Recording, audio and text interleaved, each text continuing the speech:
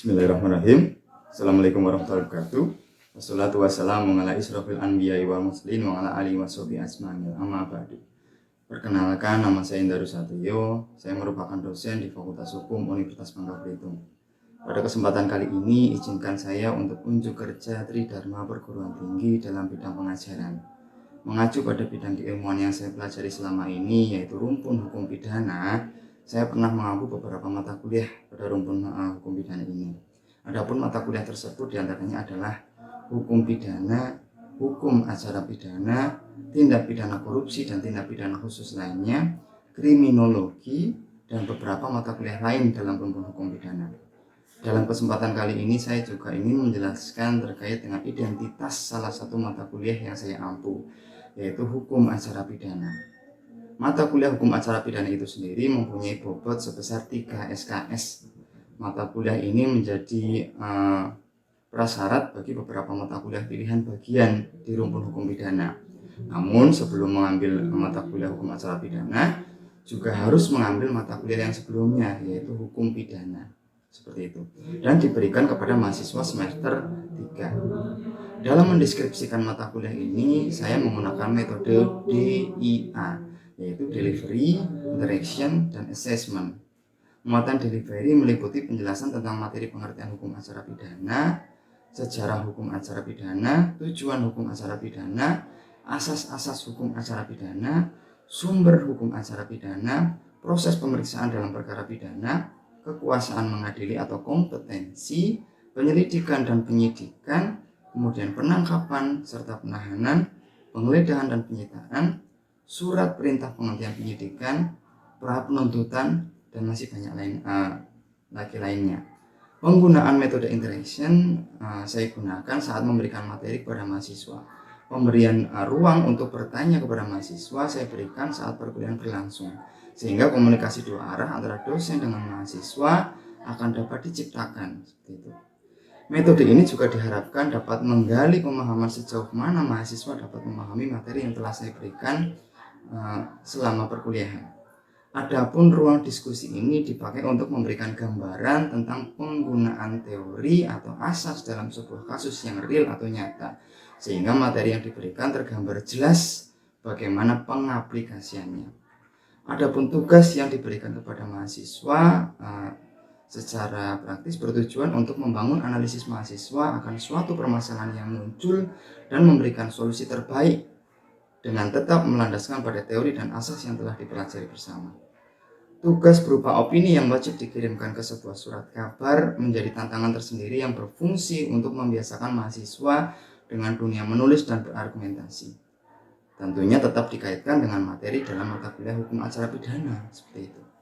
Selain dikirimkan ke redaksi surat kabar yang sudah kami sepakati, mahasiswa juga mempunyai kewajiban untuk mempresentasikan isi dari opini tersebut di depan ruang kelas sebagai bahan diskusi bersama rekan-rekan mahasiswa.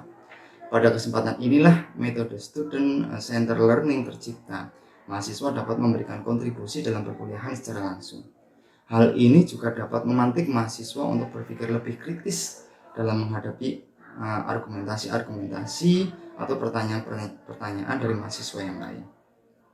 Keberadaan banyaknya perkara terkait perdebatan penggunaan hukum acara pidana pada tataran aplikasi di Bangka Belitung menambah hasanah tersendiri bagi diskusi yang kami selenggarakan di kelas.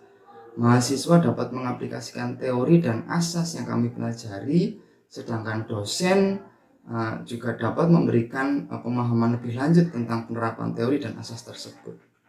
Terkait dengan komposisi penilaian yang saya gunakan dalam perkuliahan ini, yaitu komposisinya yaitu ujian tengah semester sebesar 25%, kemudian ujian akhir semester 45%, tugas sebesar 20%, dan MII atau mental moral intelektual sebesar 10% sebagai bentuk penanaman nilai-nilai peradaban kepada mahasiswa. Total penilaian tersebut adalah sekitar 100%. Komposisi ini telah saya sampaikan di awal perkuliahan dalam bentuk kontrak perkuliahan. Untuk hasil evaluasi ujian mahasiswa akan saya bagikan kepada mahasiswa dan saya terbiasa untuk memberikan ruang komunikasi terkait dengan hasil evaluasi ujian baik UTS maupun UAS. Ketika terdapat perbedaan persepsi jawaban pada ujian, terus kemudian terjadi sebuah kesalahan dalam penilaian, pastinya akan kami diskusikan dalam ruang evaluasi tersebut, sehingga penilaian yang dibuat akan lebih objektif dan transparan antara dosen dengan mahasiswa. Capaian pembelajaran mata kuliah ini disampaikan dalam RPS Hukum Acara Pidana, sehingga target perkuliahan akan lebih terarah dan lebih mengarah ke tujuan, seperti itu. Perkuliahan dibagi menjadi 16 pertemuan yang terdiri dari 14 pertemuan perkuliahan, 1 pertemuan UTS, dan 1 pertemuan UAS. Adapun literatur yang saya gunakan adalah buku ajar yang saya buat sendiri yang berjudul Hukum Acara Pidana Antara Teori dan Aplikasi, dan buku milik Bapak Andi Hamzah yang berjudul Hukum Acara Pidana. Adapun video pembelajaran pada salah satu pertemuan dalam perkuliahan hukum acara pidana tentunya akan saya bagikan ya videonya sebagai berikut. Oke, assalamualaikum warahmatullahi wabarakatuh. Waalaikumsalam warahmatullahi wabarakatuh. Wassalatu wassalamu ala asyrofil anbiya'i wal mursalin wa ala alihi washabihi ajmain wa ba'du. Ya, terkait dengan pertemuan hari ini dalam mata kuliah hukum acara pidana, di pertemuan yang kedua kita akan membahas terkait dengan beberapa hal.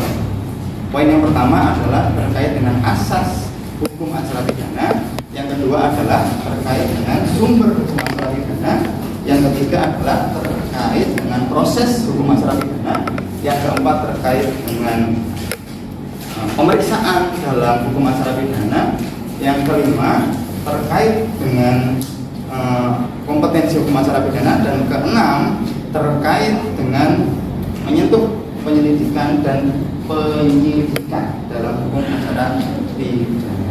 Ya, oke. Ada pertanyaan terkait dengan pertemuan minggu lalu? Silakan. Ada? Ya, saya kasih kesempatan kalau ada. Tidak ada. Oke, kalau tidak ada, saya langsung masuk ke materi pertemuan atau minggu kedua dari mata kuliah hukum acara pidana. Ya, terkait dengan materi pertemuan yang kedua, secara prinsip tadi saya sudah sampaikan di awal. Yang pertama adalah terkait dengan asas-asas dalam hukum acara pidana. Asas-asas dalam hukum acara pidana diantaranya adalah ada peradilan cepat, sederhana, dan biaya ringan. Ya, apa maksud dari peradilan cepat, sederhana, dan biaya ringan? Peradilan cepat sejatinya mengarah pada sebuah mekanisme atau prosedur yang tidak bertele-tele, atau secara prinsip mengarah ke sebuah efektivitas. Ya, terkait dengan ini saya contohkan misalnya dalam konsep penyelidikan dan penyidikan saja ya, yang bisa kita analisis atau kita telaah bahwa kedua proses itu, kedua tahapan itu sejatinya mirip atau mengusahakan sesuatu yang mirip dalam esensi yang terkandung di dalamnya, gitu ya. Penyelidikan mengarah kepada sebuah perbuatan atau mencari atau menelaah sebuah fakta-fakta di lapangan, yang mana apakah perbuatan tersebut memenuhi unsur tindak pidana atau tidak. Nah, terkait dengan penyidikan adalah terkait dengan membuat terang sebuah perbuatan yang sudah dinyatakan masuk ke dalam unsur tindak pidana. Seperti itu kira-kira ya. Jadi alangkah baiknya ketika dalam tahapan tersebut mempunyai esensi atau makna yang hampir sama atau mirip seperti itu ya, alangkah baiknya juga digabung sehingga efektivitas dari sebuah tahapan atau mekanisme atau prosedur yang ada dalam hukum pidana dapat diterapkan, kira-kira seperti itu. Nah, terkait dengan sederhana, secara prinsip hampir mirip dengan cepat tadi ya. Karena apa? Karena konsep sederhana mengarah kepada sebuah meminimalisir adanya sebuah spare waktu yang terlalu lama, seperti itu ya konsepnya. Terus beralih ke peradilan cepat, sederhana, biaya ringan. biaya ringan ya. Biaya ringan kita arahkan kepada sebuah contoh konkret misalnya ya. Di Bangka Belitung saja atau Pulau Bangka, yang mana jarak tempuh atau jarak luas wilayah di wilayah Bangka Belitung ini relatif berjauhan seperti itu ya. Apalagi terkait Anda ketahui misalnya Bangka Selatan yang secara prinsip tidak punya pengadilan negeri atau pengadilan pada tahapan yang pertama ya, atau pengadilan pertama, dia harus datang ke Kabupaten Bangka, Sungai Liat, yang notabene jarak tempuhnya kurang lebih berapa kilometer? Yang kalau dihitung melalui jam itu sekitar 3 jam atau 2,5 jam lah paling itu ya, minimal 2,5 jam aja. Nah itu bagian dari sesuatu yang bisa saja dalam segi biaya justru malah menimbulkan kelemahan ya, kelemahan yang mana pihak-pihak keluarga ataupun pihak-pihak terkait justru malah terkendala dengan adanya suatu jarak tempuh yang besar atau luas atau panjang, terus kemudian waktu yang memang relatif lama seperti itu. Nah itu terkait dengan asas yang pertama. Asas yang kedua, asas praduga tidak bersalah atau presumption of innocence. Ya, asas praduga bersalah atau presumption of innocence ini sekalipun merupakan asas yang dipilih oleh Indonesia yang menganut sistem atau model due process model. Implikasi dari kita menganut due process model. Ya, due process model itu apa sih ya? Due process model itu adalah sebuah model atau sistem yang mana mengarahkan kepada sebuah perlindungan hak asasi manusia, gitu ya. Terus ciri khasnya apa? Karakteristiknya apa? Karakteristiknya itu asasnya menggunakan asas praduga tidak bersalah atau presumption of innocent untuk melindungi subjek hukum ketika dia ditetapkan sebagai saksi atau bahkan tersangka. Hak-haknya sebagai seseorang yang diminta informasi atau keterangan itu sangat dilindungi, gitu ya. Tidak boleh dibentak, tidak boleh diintimidasi, tidak boleh dipaksa. Itu kira-kira. Yang ketiga adalah terkait dengan asas oportunitas. Asas oportunitas ini melekat pada jaksa penuntut umum ya. Hak menuntut hanya diperbolehkan diberikan kepada jaksa penuntut umum. Loh, kalian tanya mungkin ya yang sudah baca regulasi terkait dengan KPK, undang-undang KPK gitu ya. Loh Pak, kok KPK boleh katanya oportunitas Pak? Ya, ini terkait dengan pidana khususnya tentu ada pengkhususan ya. Ya. Seperti kita ketahui, ketika mengarah kepada pidana khusus pasti ada pengkhususan yang mana itu membedakan dengan pidana umumnya, baik material maupun formil, gitu ya. Yang membedakan apa KPK dengan jaksa penuntut umum? Ya fitrah KPK sebagai lembaga yang memang dibuat secara ad hoc dan memang untuk menyelesaikan sebuah perkara yang memang luar biasa atau extraordinary crime, yang memang diberikan sebuah sarana yang memang khusus juga. Dalam hal ini kekhususan itu apa? Kekhususan yang terdapat dalam KPK adalah terkait dengan trigger mechanism, 3 kewenangan dalam satu institusi, gitu ya. 3 kewenangan dalam satu institusi, yang mana kewenangan tersebut ada pada institusi polisi dan institusi kejaksaan. Penyidikan ada pada institusi kepolisian, dilakukan oleh penyidik. Penuntutan ada pada institusi kejaksaan terkait dengan penuntutan. Itu terkait dengan asas oportunitas. Kalau asas terbuka untuk umum, asas terbuka untuk umum mengandung makna bahwa setiap pemeriksaan di persidangan atau pengadilan itu memang terbuka untuk umum, walaupun secara prinsip ada 3 hal yang dikecualikan. Yang pertama adalah terkait dengan perkara yang mengarah kepada kesusilaan, perkara yang mengarah kepada kepentingan anak, dan perkara yang mengarah kepada rahasia negara. Ada 3. Ya, ada 3. Yang pertama mengarah kepada kesusilaan, yang kedua mengarah kepada anak, yang ketiga mengarah kepada kerahasiaan negara, gitu. Ini pengecualiannya. Yang selanjutnya adalah terkait dengan equality before the law, persamaan di depan hukum, gitu ya. Persamaan di depan hukum ini secara prinsip mengandung makna bahwa setiap orang yang berhadapan dengan hukum, baik saksi, tersangka maupun korban sekalipun, itu diperlakukan sama dengan mengatasnamakan perlindungan hak asasi manusia. Semuanya tidak boleh diintimidasi dalam memberikan sebuah keterangan, kira-kira seperti itu. Terus yang selanjutnya adalah terkait dengan peradilan dilakukan oleh hakim karena jabatannya. Ya, karena jabatannya hampir sesama, hampir mirip dengan apa yang terdapat dalam asas oportunitas, yang mana hakim secara prinsip mempunyai kewenangan untuk mengadili atau memberikan sebuah keputusan terkait perkara yang diajukan kepadanya, seperti itu ya. Terus yang selanjutnya adalah terkait dengan tersangka atau terdakwa berhak mendapatkan bantuan hukum.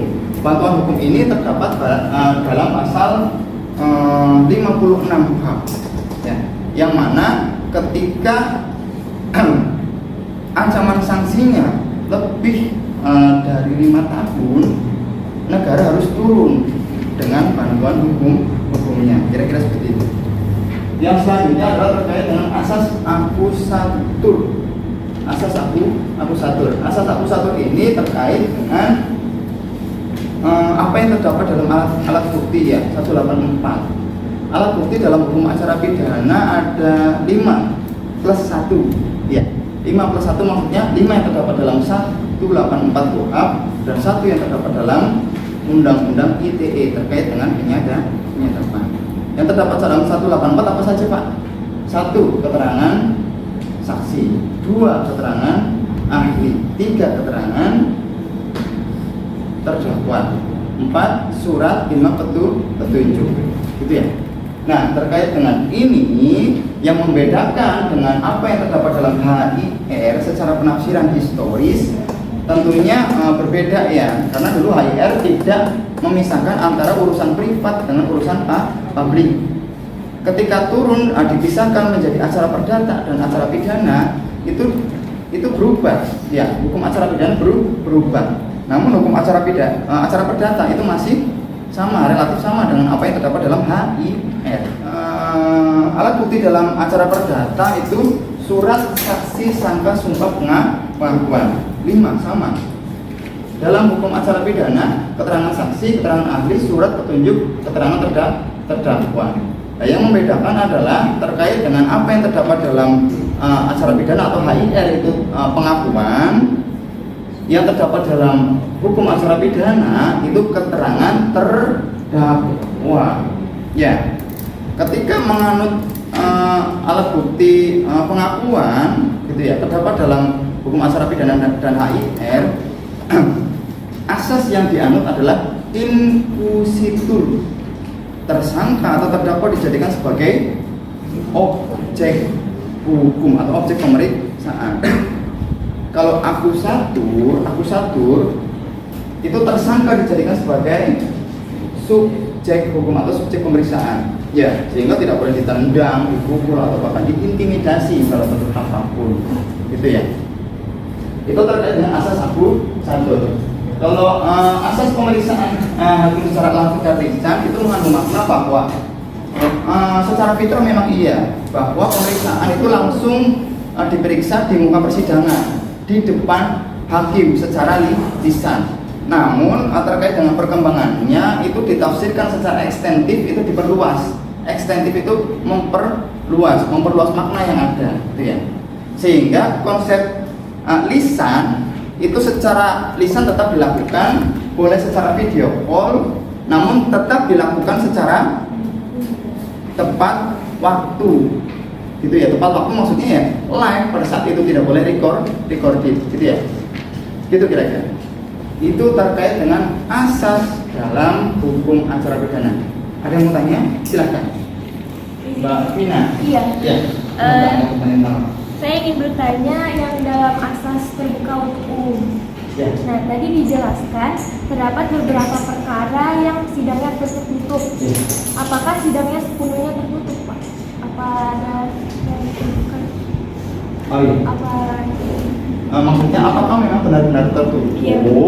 atau memang secara prinsip bisa dihadiri atau seperti apa mekanismenya seperti itu ya? Iya, seperti ini. Kita secara fitrah percaya bahwa memang terbuka untuk umum dan memang harus dibuka untuk umum terlebih dahulu. Secara mekanisme atau prosedur, hakim membuka terlebih dahulu sidangnya, gitu ya, terbuka untuk umum, seperti itu ya.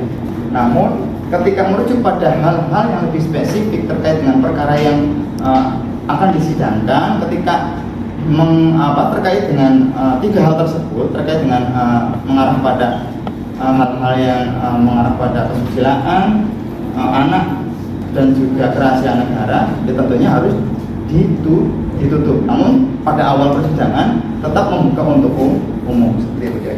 Terkait dengan materi yang selanjutnya adalah sumber hukum acara pidana. Ya, terkait dengan sumber hukum acara pidana yang pertama dan utama terkait dengan pasal 24 terkait dengan kekuasaan kehakiman yang merdeka.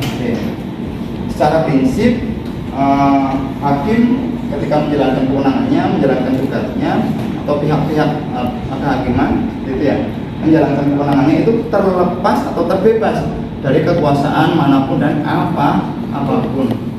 Dan terkait dengan sumbernya ya ada KUHP tadi, terus yang kedua ada Undang-Undang tentang Kejaksaan, Undang-Undang Nomor 6 tahun 2004, terus Undang-Undang tentang kekuasaan kehakiman, gitu ya. Kalau Undang-Undang Kejaksaan ya terkait dengan prosesnya yang membedakan, memang sedikit membedakan dengan pidana umumnya ketika mengarah kepada regulasi korupsi, yang mana di dalamnya ada kewenangan khusus buat kejaksaan menyidik korupsi ya di luar KPK dan polisi terkait dengan tindak pidana tertentu. Kok KPK boleh nyidik kan? Boleh nyidik kan? Boleh ya. Disebutkan di situ boleh nyidik ketika mengarah kepada tindak pidana tertentu. Terus yang selanjutnya terkait dengan kekuasaan kehakiman. Kekuasaan kehakiman ini terkait apanya dalam hukum acara pidana? Jadi terkait dengan misalnya penemuan hakim ya atau refineding ya, yang mana di dalamnya di pasal 5 disebutkan hakim wajib menggali nilai-nilai dalam masyarakat. Hukum adat diangkat sehingga menjadi penemuan hukum oleh hakim. Pertanyaan? Ada? Kalau tidak ada, saya coba untuk melanjutkan ke materi yang selanjutnya, yaitu terkait dengan pemeriksaan perkara pidana. Ya, pemeriksaan perkara pidana ya sederhana ya. Penyidikan, penuntutan dan pemeriksaan pengadilan. Terkait dengan apa yang dilakukan oleh polisi atau penyidik polisi dan penuntut gitu ya, CPU, itu mengarah kepada proses pra-adjudikasi di luar persidangan gitu ya. Kalau sudah masuk ke pemeriksaan pengadilan, ya sudah masuk ke tahapan adjudikatif. Apa saja sih yang masuk kepada tataran pra-adjudikatif? Ada penyidikan di tataran institusi kepolisian. Yang selanjutnya ada penuntutan, dan di tengah-tengah penyidikan itu ada pra penuntutan, di mana pra penuntutan ini atau tahapan ini digunakan sebagai koreksi dari apa yang dilakukan oleh penyidik oleh jaksa. Ketika ada poin-poin yang memang kurang sempurna atau butuh perbaikan dari pihak-pihak penyidik, itu diberikan sarannya atau notnya atau poin-poinnya, petunjuknya oleh jaksa penuntut umum apa-apa yang akan diperbaiki. Kira-kira seperti itu. Terus ketika sudah mau masuk ke tahapan persidangan, itu bisa juga ada proses pra-peradilan ya. Pra-peradilan di mana ada kesalahan prosedur terkait dengan sah tidaknya penangkapan, sah tidaknya penahanan, pemberhentian penyidikan dan pemberhentian penuntutan, dan bahkan dengan melalui keputusan MK yang terbaru itu upaya paksa itu mendapatkan ruang untuk diajukan permohonan pra-peradilan. Ya, terkait materi selanjutnya adalah kekuasaan mengadili atau terkait dengan kompetensi. Kompetensi ada dua yang harus Anda pahami. Terkait dengan kompetensi absolut yang pertama, yang kedua adalah terkait dengan kompetensi relatif. Nah, terkait dengan kompetensi absolut, Anda bisa menggunakan bahasa yang sederhana saja, ya, menggunakan konsep yang sederhana, ya. Ada berapa peradilan di Indonesia dengan melandaskan pada Undang-Undang Kekuasaan Kehakiman? Umum, betul. Yang kedua, agama, militer, betul. 4. Walaupun di luar kekuasaan kehakiman atau regulasi kekuasaan kehakiman ada yang lain. Nah, terkait dengan itu artinya kita harus paham dulu terkait dengan kompetensi absolut. Ini terkait dengan peradilan. Apa yang akan diusahakan, ya? Masuk peradilan apa maksudnya? Masuk peradilan umumkah ataukah masuk peradilan militer, gitu ya? Karena dalam hukum pidana nanti di akhirnya kita akan belajar terkait dengan perkara koneksitas, ya, terkait dengan tindak pidana yang bisa saja dilakukan oleh umum dan juga unsur militer, kira-kira seperti itu. Ya, itu terkait dengan kompetensi absolut. Kalau terkait dengan kompetensi relatif, itu mengarah kepada pengadilan mana. Kalau tadi yang pertama peradilan apa, yang kedua pengadilan mana. Jadi terkait dengan locus delicti. Anda sudah locus delicti, ya. Anda sudah belajar terkait dengan teori locus delicti, terkait dengan menentukan sebuah TKP, perbuatan awal atau perbuatan material, instrumen atau alat, akibat, betul, ya. Jangan dilupakan hukum pidana materialnya, ya. Karena apa? Karena pemakaian atau penggunaan mekanisme atau prosedur yang ada digunakan untuk apa? Digunakan untuk mempertahankan hukum pidana materialnya.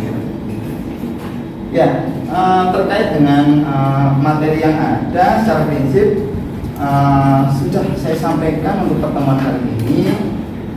Ketika ada pertanyaan, silahkan saya sampaikan di ruangan ini, atau ketika nanti masih dalam pencarian, nanti silahkan tanyakan apa yang mungkin ada di benak Anda pertanyaannya, terus kemudian disampaikan pada pertemuan yang akan datang. Kira-kira seperti itu, ya. Nah, untuk pertemuan ini saya harapkan Anda mengembangkannya lagi dalam bentuk tugas, ya, yang mana tugas itu dibuat dalam bentuk opini.